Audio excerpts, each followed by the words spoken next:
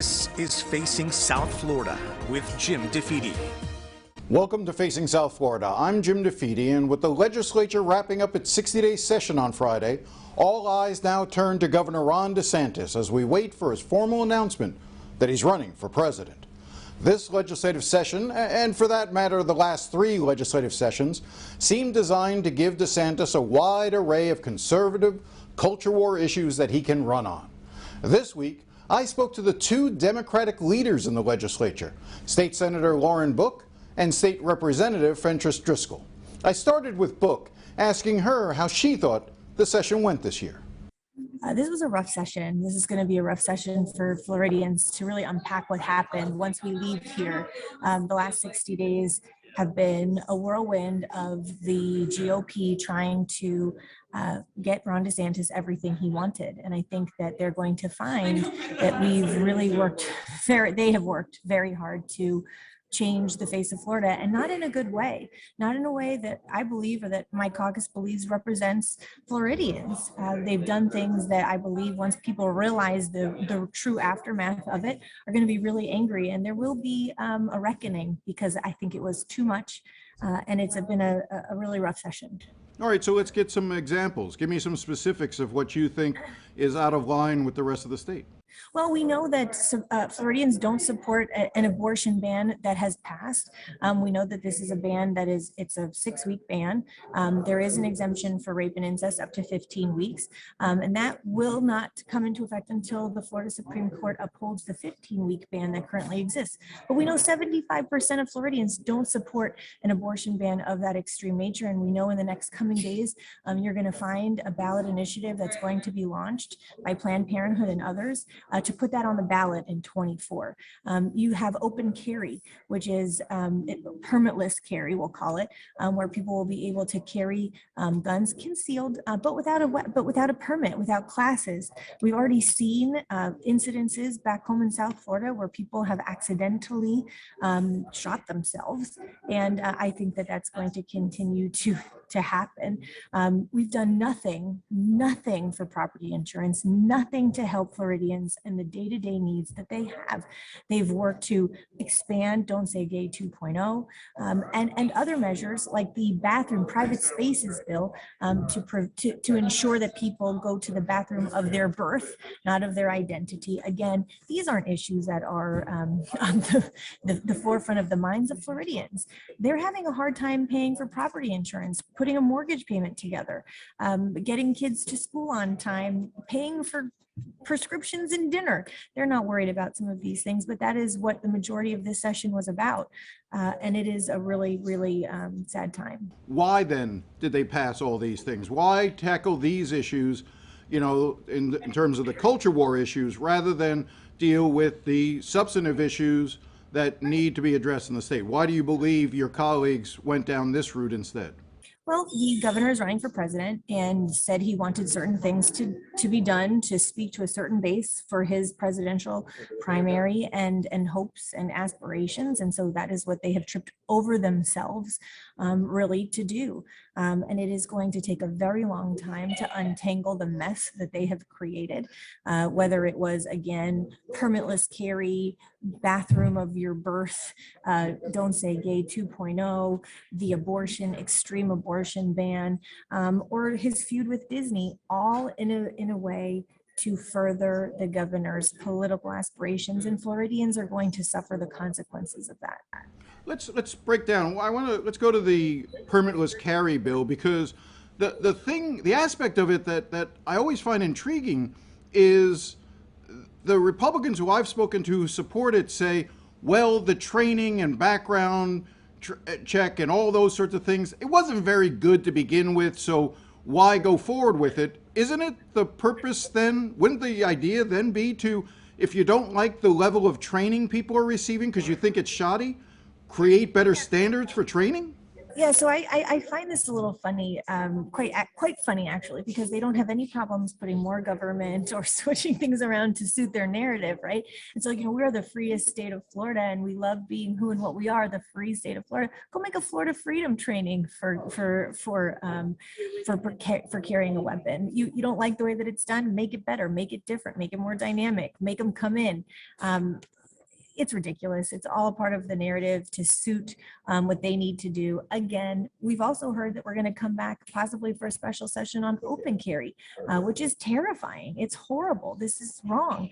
I mean, at the same time that the governor was signing in his office a permitless carry bill, they were passing off of the floor a complete abortion ban, one where you need to show documentation if you're a survivor of rape and incest to get an exemption, a rape exemption for an abortion, but you have to show no documentation to buy a deadly weapon. This is the dichotomy of where we are, and it is truly a scary time in Florida. Well, let's go to abortion for a second. You said it's an outright ban. It's not. It's, again, if the state Supreme Court upholds the 15-week abortion ban, which you did last year, then it can go to 6 weeks. So 6 weeks is not a complete ban, though, is it? It is a complete ban. And you and I have talked a lot about menstrual cycles and the way they work. And oftentimes women don't even know that they're pregnant by 6 weeks, unless you're very, very regular and you're keeping track of what that is. And by the way, even right now, while the 15-week ban is still in place, there's a 25 to 30-day wait to get into a Planned Parenthood. Oftentimes you can't get an appointment with your OB or your gynecologist. And so you've created situations where women are not going to have access to abortion or reproductive health care. There's three real ways that women are going to have access if they need or want to end a pregnancy, terminate a pregnancy. One, they'll have the resources to leave our state, become a medical refugee to get the care that they need, and they can afford it, right? They can go to North Carolina. Two, they may have to take measures into their own hands, which we really don't want people to do once they're past that 6-week period. Or three, they're going to have to utilize the exemption for rape and incest. And those are really the only options. When you think about 6 weeks, really and truly, Jim, you don't know that you're pregnant. Women don't often know that they're pregnant by 6 weeks. Sometimes you're a few days late, a week late, you wait. And then you're going to be in a situation where you are past the time because by the time you realize it, you have very little time to get that appointment, to make those decisions. It's a real dangerous situation for women in the state of Florida, and women will die. We've talked a lot about the very real need, because abortion is health care, for women to utilize abortion in situations with a much wanted pregnancy past 15 weeks, where we've seen women have to go home to develop sepsis before they're able to get the reproductive health care that they need. And that is going to happen more and more and more. And women are going to be in very, very dire situations when this bill does continue on, because it already has, and we know it's only going to get worse. You said a second ago women will die because of this action. You honestly believe that? I know it's true. I know that this is true. I know that women will die. Abortion is not used as a form of birth control, like some people want us to believe. These were very, very wanted pregnancies. They had complications pre-prom, which is where the amniotic sac did, break, and their pregnancy was no longer viable. They were sent home from hospitals in South Florida to develop sepsis before they were able to get the health care that they need. You die from sepsis. You die from sepsis. If you're in a situation where you can't avail yourself, you can't become a medical refugee, you don't have the money or the resources to leave our state, you are going to take measures into your own hands. We saw it, we know it exists, and let's also be clear about one thing. Abortion has always existed, it always will exist. It's whether or not it's safe and healthy, and the Republicans have created a world where it will no longer be accessible or safe. I'm curious about what it's like on the Senate floor these days, as it seems to me that you also have a race within a race in terms of the competition between Donald Trump and between Ron DeSantis. You know, Joe Gruters, State Senator Joe Gruters, is a Donald Trump supporter. You got Blaise Ngaya and some others are Ron DeSantis supporters. Is there a lot of tension on the floor in terms of who's going to vote for, or who's going to come out and endorse who? And do you see that jockeying starting to take place? Yeah, it's a very strange place to be, not just for the politics that are on the floor and the policies that we're working on, but the interworkings of inter-party politics. You've seen a lot of the congressional delegations coming out already and endorsing President Trump. Those in the chamber that support Ron DeSantis. It is a very odd, strange world. You've seen, to your example, Joe Gruder's voting against pieces of policy that he may not otherwise have voted against.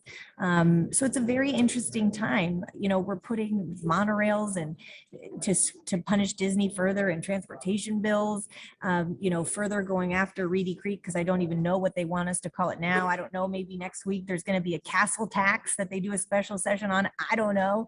But it's a strange time. It's a strange world. And, I think a lot of us, Floridians really want Ron DeSantis to go announce that he's running for president, get out of the way so we can come back and fix what he's done. Do you get the sense that his grip on the legislature is slipping at all, or is it still he's got the legislature and the Republicans in the legislature firmly in his grasp? Look, I think it's still firmly in his grasp. I think a lot is going to fall out and we're going to see where we are, and it's going to dictate sort of where we are. But I do think that they're tired. I think a lot of people are tired. I think that the agenda that the governor was pushing was extreme, very, very extreme, with a tremendous amount of horrifically bad policies that we have been fighting against. Again, whether it was Reedy Creek, which really does not matter to our constituents, to Floridians, to the extreme abortion ban, the Don't Say Gay 2.0, the bathroom bans, the you can't use whatever protest. It's ridiculous. It's ridiculous because at the end of the day, I know we get calls from our constituents who can't afford, again, property insurance. And we have spent time on immigration. We have no control over federal immigration, but we're spending 12, 13, 14, 15 hours on immigration. And that is not something that we can control. I think Floridians are tired, and we need to get back to the work of getting back to our constituents to come back here hopefully soon and fix some of the things that they've done. I mean, this is where we go home and we talk about what has happened here, and we're going to hear from our constituents how angry and upset they are once they realize it. Again, thanks to you and people who are engaged, they see what happens after the fact. And the things that are going to trickle down in the coming weeks and months as some of these bills become law. And it's going to be a real dose of reality, I think, for a lot of people. When we come back, the Democratic leader in the Florida House, Fentress Driscoll. Think about this session. If I had to put it in a theme, like wrap it in a big bow, I would say that it was the anti-freedom session, because you had the culture war bills that really dominated the headlines and sucked up all the air out of the room. Stay with us.